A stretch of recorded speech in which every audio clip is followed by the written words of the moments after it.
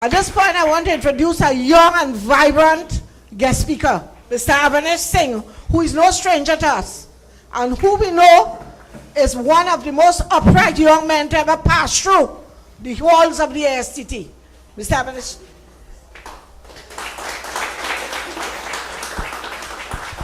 Good afternoon, ladies and gentlemen, fellow farmers. After a statement like that, what can I say? Basically, after graduating out of the University of the West Indies with a double major, Environmental and Natural Resource Management, doubled with Agricultural Science, that's a double major BSc, I sought to find a job like every individual like myself. As a young individual growing up, farming, as Mr. Pamponat mentioned, has always been a passion for my personal opinions and experiences. I sought to go in the direction of farming. I saw an organization, the ASTT, in which I saw that these people can represent, or these people can have some sort of intervention, or I should say some sort of help to help the farmers. Coming out of UE, a year ago, I would have started some farming with my parents, and we are more the type commercial type farmers. Basically, we joined a farmers organization, the Felicity Farmers Organization, which has a proud membership of over 400 or 500 people registered. I am the vice president of that group. This injustice that is going on has to stop, and it has to stop now. Right now, immediately. Weeks before the election, we have been nagging the irrelevant authorities, Mr. Devant, Honorable Senator, the Honorable Devant Maharaj. We signed a petition. I personally hand-delivered it to his office. He was not there. The document would have raised the issues, the concerns, the irregularities that we would have forecasted for this same fiasco, as he called it. Well, yes, it was a fiasco. All right? We raised all the issues possible to the general public, to the PS, to the administrative head of the organization. On that said morning, I personally hand-delivered a document to the administrative head of the ASTT, the secretary, stating these concerns and issues. If she was in the right direction, she would have stopped that election. Because one, they had no accountability, no transparency, there was no financial accounting presented, no statements, nothing. It is alleged that she took $57,000 back pay. Under the laws of the land, I do not know which contracted or which elected board has that authority to go and take $57,000 back pay from what? The farmer's money. Sure. The farmer's money, our money, my money, your money, everybody's money. It is also alleged under the Public Life, Integrity in Public Life Act. I have a document here, and I'm just going to read one line. The principles, values, standards, and rules of behavior that guide the decisions, procedures, and systems of person in public life mandates the following. Do not, and I repeat, do not use his or her office for the improper advancement of personal or family, personal or financial interests, or the interests of any person. But yet still, we have an organization, a committee, or that is what she call it, that hires people from within, individuals from within the organization without even tendering for contracts. And by saying contracts, some big sum contracts, because for me, $100 is a lot of money for me. Yes. Right? My hard-earned $100 that I paid to become a financial member, to ensure my eligibility to vote on that day, to put who I want to govern, was denied. My democratic right was denied, yes. Which includes the other 1,600 plus members who showed up on the day of election and they could not see their names on the list. They couldn't. Coming out of the THA elections, I don't want to get into that. That is politics. I'm talking farming, hardcore farming. All right?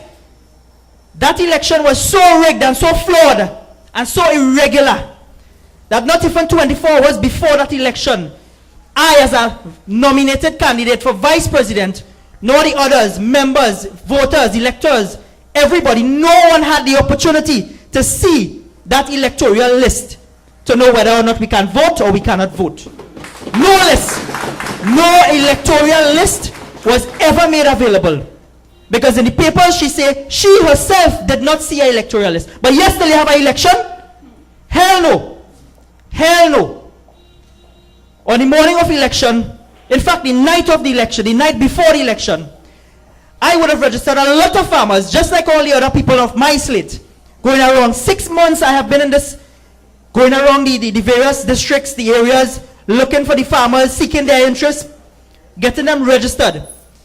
And you telling me the day before the election, some of these people call me and they say, Mr. Avinash, I just got a phone call, and that was somewhere around 9, 10, 11, 12, or 12 o'clock in the night. Last time I checked, government hours are from 8 to what? 8 to 4? Well, these people were being paid.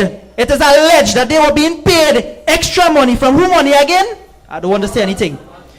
To pluck out individuals' names of the electoral list, the so-called electoral list, that they feel that was not in support of Danosuku. Right? Some of these members, some of these farmers, some of these genuine farmers called me and said, Mr. Avinash, somebody in the ASTT, they're calling themselves somebody, the staff, the OJTs, the up to the van driver, called them the night before and said, excuse me, your name is so-and-so? Well, do not come to the election tomorrow because your name won, not in the list. And if you come, the fraud squad going to lock you up. Well, I personally want to see that report of the fraud squad. Because she only going out on the media and saying she had this fraud squad investigation, she submit the forms today and this and that, and what's it and nonsense? I want proof. Because in the laws of the land, a person is innocent until proven guilty. I want to see it on black and white. Black and white, I want to see it. Black and white. That is the level of disrespect. Our genuine, the simplest professionals of the land, because we can't eat oil, we can't eat concrete. It's the farmers who have this country where it is. The farmers, me and you. They probably think I'm young and I'm not a farmer, but I could put out my proof. I have a valid registration badge, just like the gentleman over there, Mr. Jensen Alexander, who was raising his farmer's ID and his ID card on the day of election, and his name was not on the electoral list. Farmers, we need to stand up. This is not about personality or whether I like Ms. Suku or not. I love Ms. Suku. I love her. And I will say it. But no, after today, or after that election, my views have changed. Seriously, my views. On a greater note, just yesterday, I received a message from Ms. Danosuku. Not directly, of course. But a message was sent through one of her runners on the road. Mr. Avinash, you appear in one more media again, and they're going to do the same thing they do all these expelled individuals. I am telling you, as of today, I am going to tender my resignation from the ASTT. I am going to tender my resignation from the ASTT. I no longer wish to become or remain a member as long as Danosuku is there. Listen to my words. I ain't say a resignation forever. As long as Danosuku sits as president, I no longer want to be a member of that corrupt organization. No longer. So the minister, Honorable Devant Maharaj, I don't know where your priorities are, but this is where it's supposed to be. The real true farmers, not those that claim to be farmers, or to fly to where it is, Fiji or wherever, with no reports. I was also accused. She came into Felicity in my hometown, my territory, in a public forum and said, Mr. Avinash Singh is so illiterate and so incompetent and she even went on to say, I sent that boy to St. Lucia and Grenada. Let it be known, Danosuku did not send me to St. Lucia or Grenada. The ASTT sent me. You all, the farmers sent me. The farmers. I didn't receive no double per diem. No. Kafan, World Bank Conference, they paid for it. Not Danosuku. Not Danosuku. Danosuku never sent me anywhere. The ASTT. And since when the ASTT is Danosuku's personal piggy bank? or property. I have no fear of whatever I say in public, because the backing I have, there's no more to be said.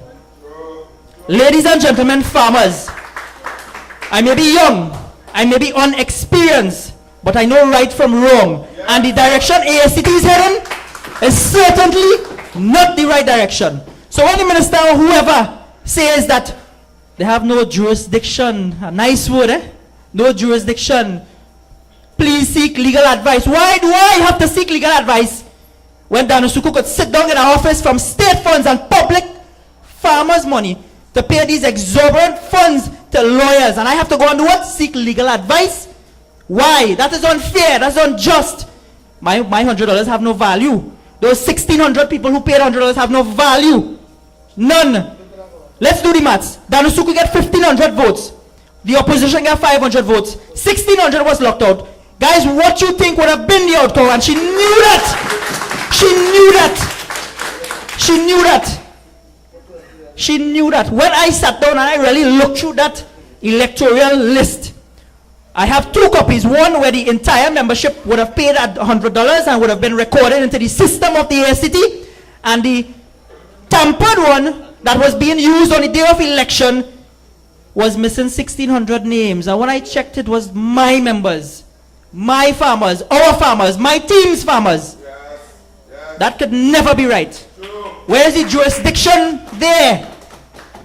Honorable Prime Minister Kamala Prasad Bisesa, the farmers in this country want to prove a point to you. You have, well, as you say, you probably have no jurisdiction there.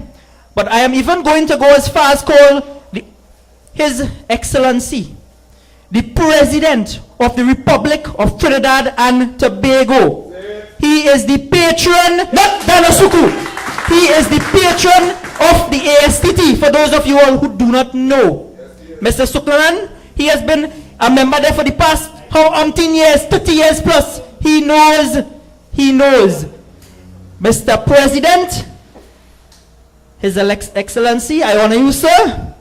Please, as the farmers here crying out to you, all right, we are asking you nicely and humbly, please intervene. You are independent.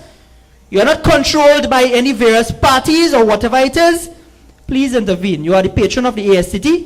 Intervene, because as farmers and taxpayers' money will be going to be used later down the roads. If Danusuku continues to sit in that chair, is our money, taxpayers' money, farmers' money, that going to have to be paid in very, very large sums. Very large sums for this unjust and this disrespect to the farmers of our land. I thank you.